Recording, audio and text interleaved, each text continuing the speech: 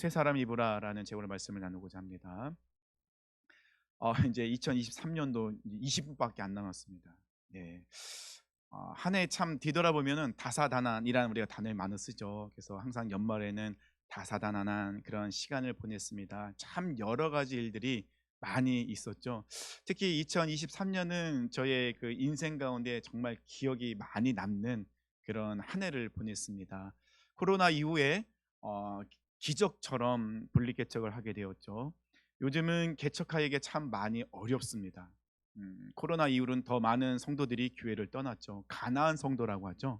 교회는 다닌다고는 하지만 교회는 나오지 않는. 요즘은 특별히 그 인터넷 매체를 통하여서 유튜브로 예배를 드리고 또 온라인으로 헌금하고 그러면서 나는 그리스도인입니다라고 하는 그 인터넷, 그러니까는 그 인터넷 가나안 성도들이 많다고 합니다. 그만큼 모이기 힘든 시대 속에서 하나님의 강권적인 역사심과 은혜 가운데 우리 교회가 또 이렇게 분리개척하게 되었고요. 또 너무나도 좋은 우리 성도님들과 함께 이렇게 모여서 예배 드릴 수 있음에 참 감사합니다. 처음에 첫 예배 드렸을 때는 요 가운데 줄에 좀 한 20여 분 정도 모여서 우리가 예배를 처음 드렸거든요. 그런데 또 이렇게 예배를 드리면서 더 많은 성도님들 하나님 붙여주시고 또 감사함으로 이렇게 예배 드릴 수 있었습니다. 어, 올해는 참 어려움이 있었지만 감사한 것이 많은 한 해였는데요. 솔직히 감사한 것도 많았는데 어려움도 또 컸어요. 하나님께서 분리개척을 하시면서 저에게 또 다른 훈련의 장을 열으셨어요. 나름대로 훈련도 많이 받았다 생각하고 많이 연단됐다 했지만은 하나님이 우리를 훈련시키실 때는 끝이 없는 것 같습니다. 하나님이 부르시는 그 시간까지 계속해서 연단받고 훈련받고 또 하나님은 낮추시고 또 광야의 시간으로 광야로 억지로 끌고 가셔서 하나님만을 바라보도록 하나님만을 인정하도록 하나님만을 높이도록 만드시는 그런 하나님의 역사심의 손길도 경험하게 되었습니다. 제가 이제 개척하니까 혼자밖에 없잖아요. 출근해도 혼자, 밥을 먹어도 혼자, 퇴근해도 혼자예요. 아무도 없어요, 교회에. 예, 물론 이 사택에 가면 이제 아내도 있고 아이들도 있는데 아무도 없어요. 새벽 월요일부터 금요일까지 이제 계속 설교 준비하고 수요일, 금요일, 또 주일, 그다음에 이제 우리 중고등부 청년의 모임 준비까지 다 하면은 와, 뭐 설교 자판기도 안 하고 딱 동전 넣고 찍으면 이렇게 설교가 나왔으면 좋겠는데 또 그게 아니잖아요. 굉장히 어려운 거예요. 그러다 보니까는 살짝씩 제 마음에 뭐가 찾아오기 시작하면요, 불만이 찾아요. 불평이 생기세요. 하나님, 혼자서 너무 버거운데요. 그래도 이렇게 버거운데 조금 부교육자를 좀 보내주시면 안 될까요? 이런 것들. 제가 그래도 부교육자 있을 때는 그래도 다른 사람들 같이 협력해서 사역을 할 수 있었는데 혼자 하니까는 외롭기도 하고 너무 힘들어요. 이런 생각이 살짝살짝 들어오기 시작하는 거예요. 근데 굉장히 우리는 마음이 얼마나 간사한지 그 마음이 찾아오게 되면은 제 안에서 하나님의 은혜에 대해서 감사가 아니라 그 살짝씩 들어오는 그것을 통해서 자꾸 불평과 더 좋은 것이 눈에 들어오게 되더라는 것입니다. 그러면서 제가 느꼈던 것은 초심을 잃게 돼요. 하나님이 우리 삶 가운데 이 분리개척하면서 주셨던 그 마음, 그런 마음들이 조금씩 흔들리면서 게으르게 되기도 하고, 그리고 또 마음에 살짝 불평과 불만이 찾아오면서 또 하나님에 대한 오해도 찾아오게 되고, 이런 모습이 찾아오게 되더라는 것입니다. 그래서 오늘 그 사도 바울도 얘기하잖아요. 마귀에게 틈을 주지 말라. 이거 굉장히 우리에게 도전이 되고 중요한 말씀인 것 같아요. 사탄은 원어적인 건 아시죠? 틈을 벌리는 자. 이 사탄은 디아블로라는 그 뜻에는 틈을 벌리는 자라는 뜻이 그 안에 있다는 것입니다. 어떤 틈을 벌릴까요? 하나님과 우리 사이의 틈을 벌린다는 거예요. 그 틈을 벌리고 그 안에 사단은 비집고 들어와서 하나님에 대해서 의심하도록, 하나님에 대해서 원망하도록, 하나님을 바라보지 못하도록 만드는 것이 사탄의 역할이라는 것이죠. 굉장히 그것을 가지고 우리 많이 공격하고 있다는 것입니다. 그래서 이 송구 영신 예배를 준비하면서 저 또한 저의 모습을 많이 뒤돌아봤어요.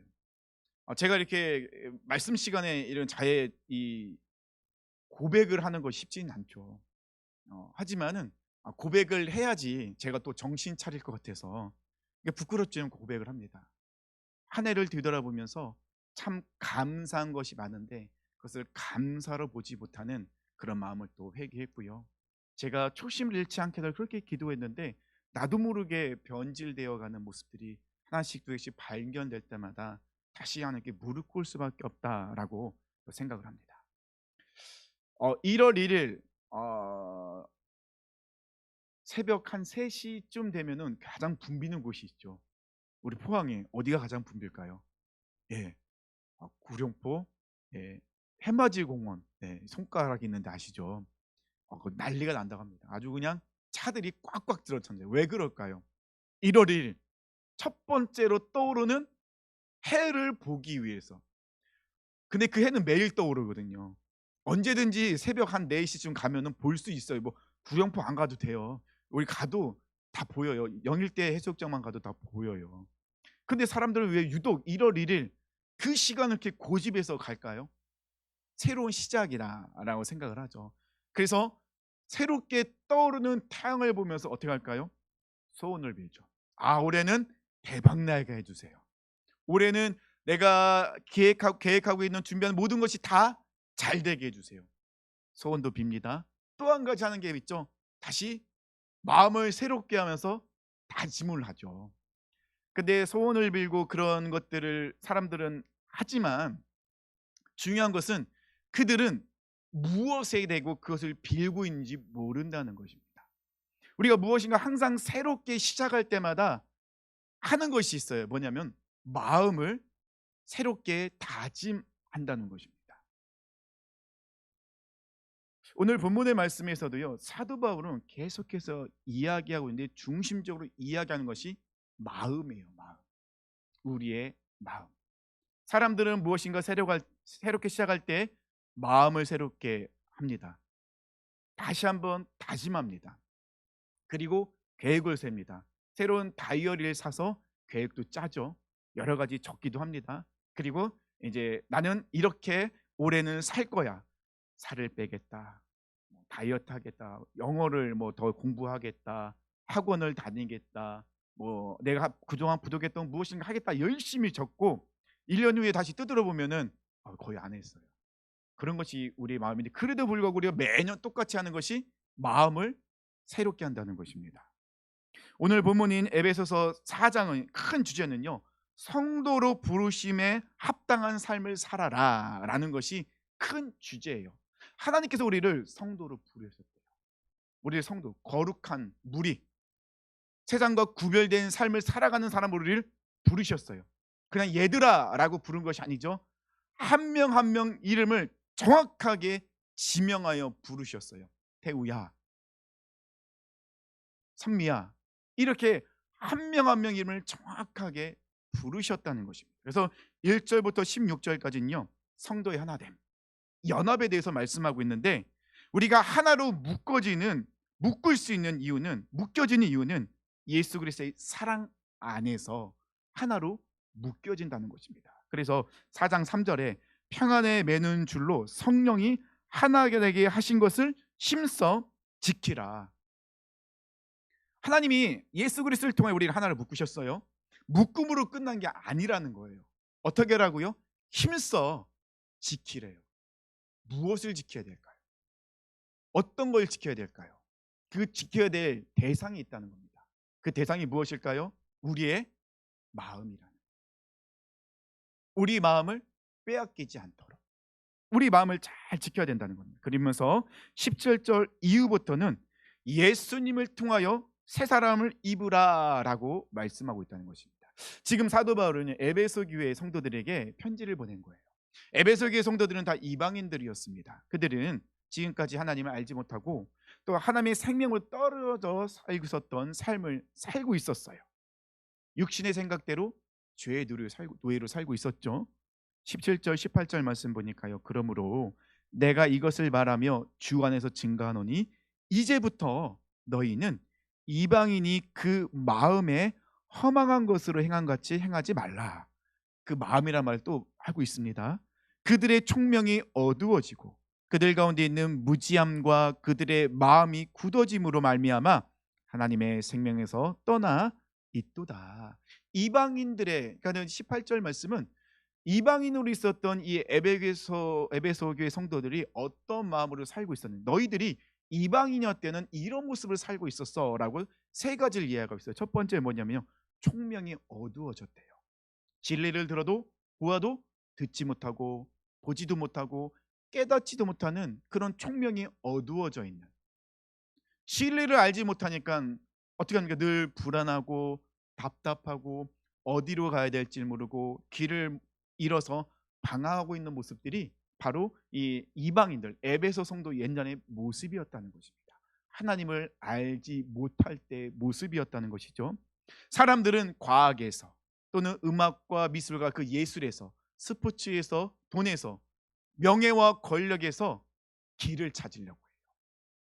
아무리 노력하고 애쓰지만 길을 찾지 못하죠. 왜냐하면 그것은 진리가 아니기 때문입니다. 하나님을 알지 못했던 이방인의 모습, 두 번째 모습은요, 무지함이에요. 이 무지함의 원어적인 원어를 찾아보면요, 죄에 대해서 알지 못하고 깨닫지 못하는 상태를 무지함이라고 말씀하고 있다는 것입니다. 죄를 짓고도 그것을 죄로 인지하지 못하는, 생각하지 못하는 그런 무지함, 이게 죄인지도 모르는, 죄를 짓고도 하나님을 떠나 있으면서도 내가 하나님을 떠나 있다는 것을 알지 못하는 상태를 무지함이라고 말씀하고 있다는 것입니다. 다른 사람에 대해서는 굉장히 다른 사람의 죄에 대해서는 날카로운데 자기 자신에 대해 너무나도 관대해요. 그러면서 이야기하면서 이것은 어쩔 수 없었어, 자기 합리화합니다. 아닙니다. 그 또한 무지함이라는 것이죠. 세 번째는요, 마음이 굳어짐, 이것을 우리가 완악함이라고 이야기합니다. 마음이 너무 딱딱한 거예요. 굳어져 있어요. 완악해져 있다는 것이죠. 완악하면 떠오르는 인물이 바로 왕이잖아요. 하나님께서 모세를 통해서 내 백성을 보내라. 근데 이 바로 왕은 마음이 완악해서 고집이 굉장히 셌어요. 완악한 마음의 상태는 어떤 마음이냐면요, 하나님의 말씀이, 하나님의 놀라운 기적과 능력이 선포돼도 그것을 다 튕겨내는 거예요. 말씀이 아무리 선포돼도 듣지 않는 거예요. 자기 고집으로 꽉 차 있으니까. 그래서 이런 완악한 마음에 대해서 하나님께서 말씀하십니다. 너희는 마음을 기경하라. 기경하다는 건 뭡니까? 마음을 완전히 갈아엎으라는 거예요. 농사를 지을 때 땅을 갈아엎지 않으면 그것에 씨를 뿌릴 수가 없어요. 왜냐하면 너무 딱딱하기 때문에. 기경한다는 것은요, 밑에 있는 부드러운 흙과 겉에 있는 딱딱한 흙을 뒤집어 엎는 거예요. 갈아서 완전히 그걸 곱게 빻는 것을 기경하다는 거예요. 그래서 봄철이 되면은 농부들이 기계를 이용해서, 경운기나 트랙터를 이용해서 땅을 완전히 갈아엎습니다. 기경하죠. 완악한 마음을 기경해야 돼요. 그런데 문제는 우리 스스로는, 우리의 능력으로는 이것을, 이 딱딱한 완악한 마음을 기경할 수 있는 힘이 없어요. 능력이 없어요. 그래서 하나님께서는 그것을, 딱딱함을 완전히 뒤집어 엎기 위해서 우리에게 허락하시고 주시고 있는 게 있어요. 우리는 정말 하기 싫은데, 우리는 도망가고 싶은데 우리에게 고난과 역경을 주신다는 것입니다. 고난이라는 것은 그 고난을 통해서 나의 영적 상태를 볼 수 있다는 거예요. 하나님이 나에게 고난을 주셨다는 것은 나를 이제는 한 단계 더 성숙시키실 때가 됐기 때문에 고난을 주신다는 거예요. 어린 아이들에겐 고난을 주지 않습니다. 왜냐하면 아이들이 감당할 수 없기 때문에. 하지만 우리에게 내가 알 수 없는, 이해할 수 없는 고난이 찾아온다는 건 뭐죠? 하나님께서 나의 마음을, 완악한 마음을 어떻게 해요? 지금 기경하고 계신 거예요. 갈아엎고 계신 거예요. 나의 마음을 어떻게 해요? 새롭게 만들고 계시다는 것입니다. 이 마음이 기경되면, 갈아엎어지면, 이 고난 가운데 내가 믿음으로 그 시간을 버텨내면, 이겨내면 나는 나도 모르게 성장되어 있는 모습을 발견하게 된다는 것입니다. 우리의 인생을 뒤돌아보면요, 내 뜻대로 된 것은 아무것도 없는 거예요. 내가 계획을 세우고 열심히 노력하고 수고하고 애썼는데 내가 생각했던 대로 내 계획했던 대로 되어지지 않는 것이 인생이라는 것입니다. 아무리 돈이 많고 권력이 있어도 그들은 자기 인생을 자기 마음대로 하지 못해요. 잠깐은 되는 것 같지만 착각이라는 것입니다. 그래서 사람들은 이야기합니다. 인생 뭐 있어? 그냥 하고 싶은 대로 살면 되지. 그렇게 살아가고 있죠. 하지만 성경은 분명히 이야기합니다. 그 인생 끝에는 그 누구도 예외 없이 피해갈 수 없는 것이 있다. 히브리서 9장 20절 말씀하시죠. 한번 죽는 것은 사람들에게 정해진 것이요 그 위에는 심판이 있으리니. 이거는 그 누구도 피해갈 수 없는 부분이라는 것이죠. 우리가 이 살아가는 그 인생은 항상 준비하는 삶이라는 것입니다. 어머니 뱃속에 있을 때는 우리 세상에 나올 준비를 하고 있죠. 어머니 뱃속에서 잘 아이가 자라지 못하면 이 세상에 태어날 때 장애를 갖고 태어나게 됩니다. 태어나서는 항상 우리는 무엇인가를 준비해요. 유치원은 초등학교 갈 준비를 하죠. 초등학교는요 중학교 준비를 하죠. 중학교는 고등학교 준비를 합니다. 고등학교는요 대학을 준비하거나 취업을 준비합니다. 우리의 인생은 항상 무엇인가를 준비하고 있어요. 그러면 우리가 살아가는 그 인생, 강건 우리 70이요 강건하면 80이라 시편 기자가 얘기했거든요. 그러면 우리 인생은 무엇을 준비하고 있을까요? 죽음 이후에 영원히 살아야 될 그 시간을 준비하고 있다는 것입니다.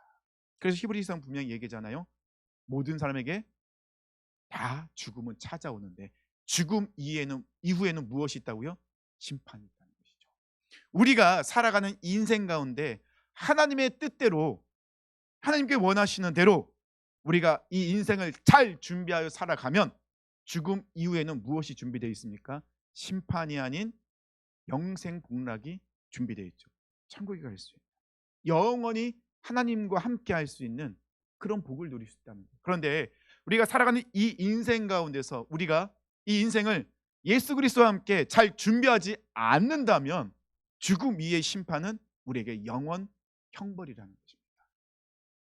이건 제가 꾸며낸 얘기가 아니라 하나님 말씀에 나와 있다는 것이죠. 그 누구도 피해갈 수 없는 것이죠. 본문 19절을 제가 표준 제목으로 읽어드릴게요. 그들은 수치의 감각을 잃고 스스로 방탕에 내맡겨서 탐욕을 부리면서 모든 더러운 일을 합니다 라고 말씀하고 있습니다. 이 모습은 어떤 모습일까요? 예, 하나님을 알지 못했던 상태의 모습이었다는 것입니다.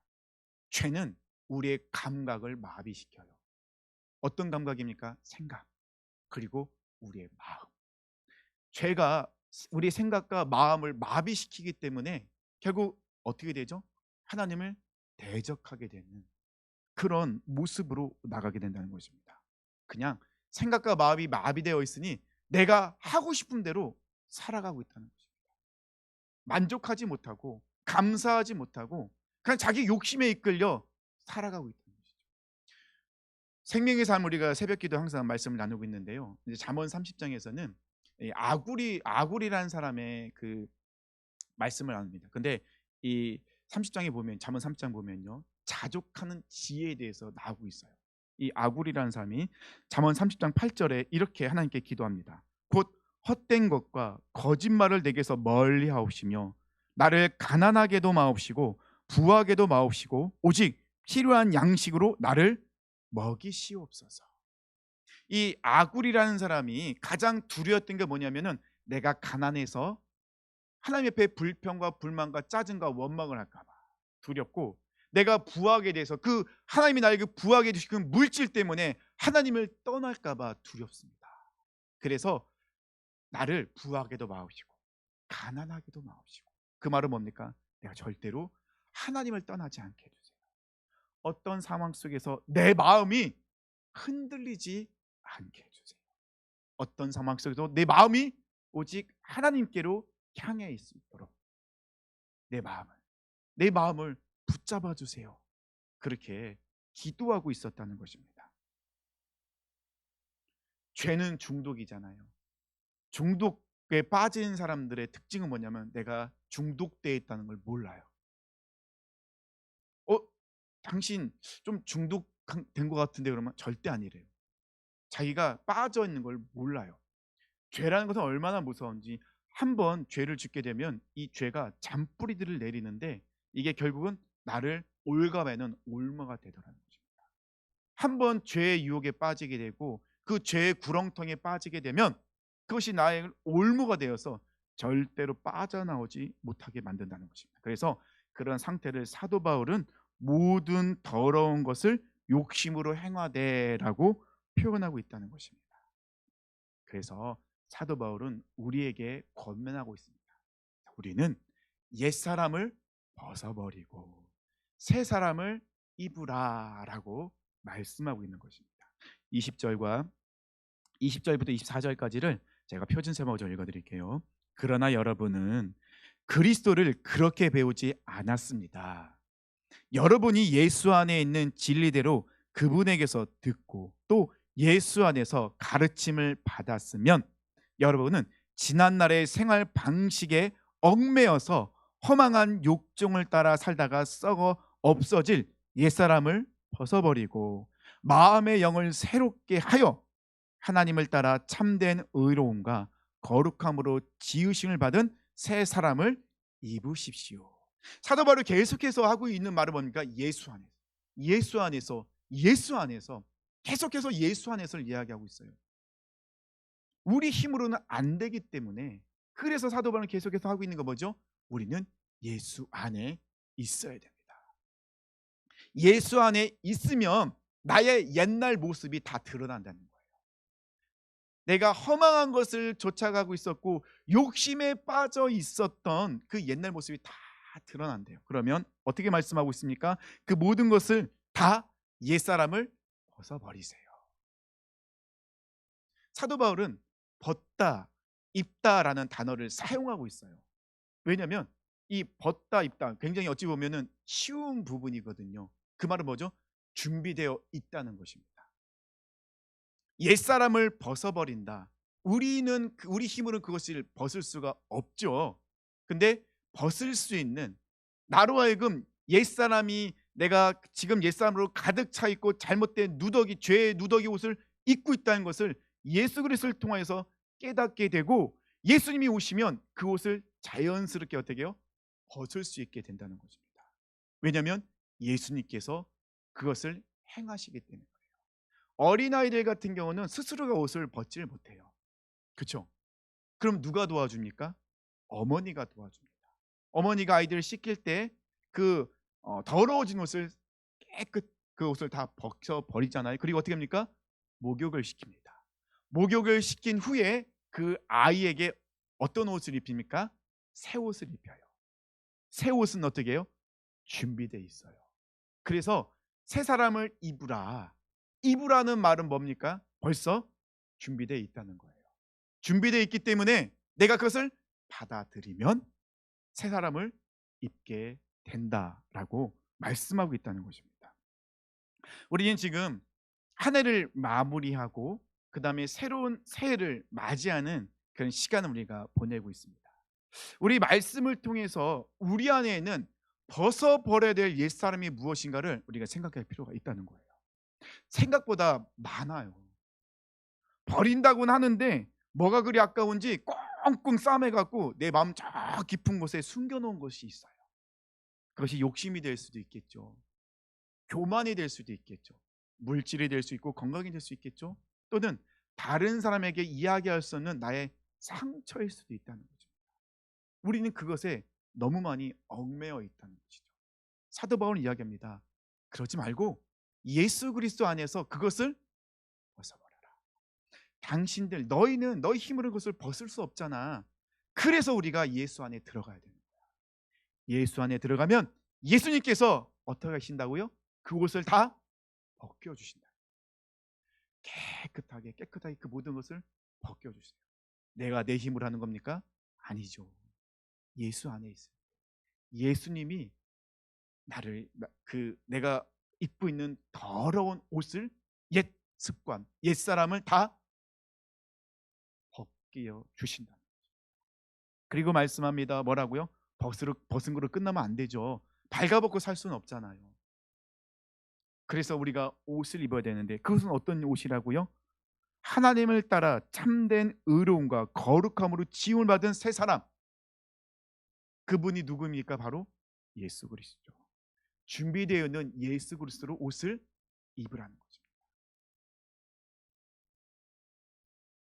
다 준비되어 있어요. 내가 어떻게 하기만 하면 됩니까?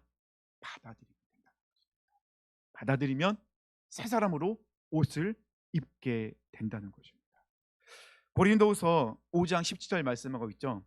그런즉 누구든지 그리스도 안에 있으면 새로운 피조물이라. 이전 것은 지나갔으니 보라 새 것이 되었도다. 벌써 새 사람이 되었잖아요. 그러면 새 사람이 되었으면 새 옷을 입어야죠. 다 준비되어 있는데 왜 입지 않습니까? 입으라 말씀하고 있다는 것입니다. 계속해서 자주 하는 말이 있죠. 우리가 옛사람을 벗어버리고 새 사람을 입는다라고 표현하고 있는데, 이걸 조금 더 쉽게 우리가 자주 하는 말로 하면요, 십자가에서 나는 죽고 예수로 사는 삶이 바로 새 사람을 입는 모습이라는 것입니다.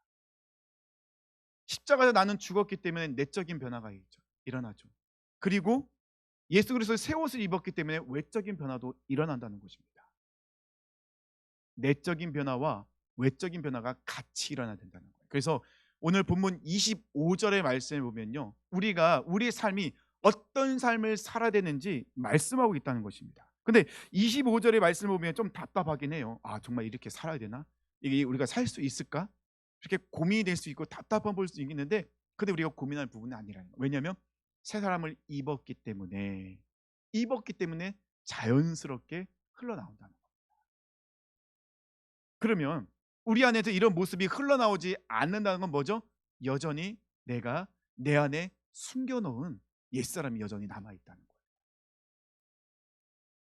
그래서 우리는 이 교회에서 모습과 이 세상에 나가서의 모습이 동일해야 된다는 거예요. 교회에서는 거룩한데 세상에선 거룩하지 않다면 그건 새 사람이 입었다고 말할 수 없는 거죠. 예수 그리스도 입었다 말할 수 없는 거죠. 나는 죽고 예수로 사는 것이 아니에요. 여전히 나는 죽은 척만 하고 있는 거예요. 새 사람을 입은 것이 아니에요. 입은 척만 하고 있는 것입니다. 옷을 입었으면 어떻게 해요?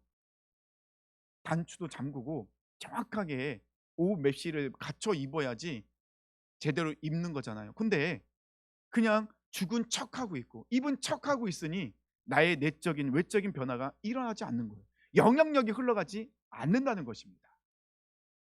우리는 분명히 결단해야 됩니다.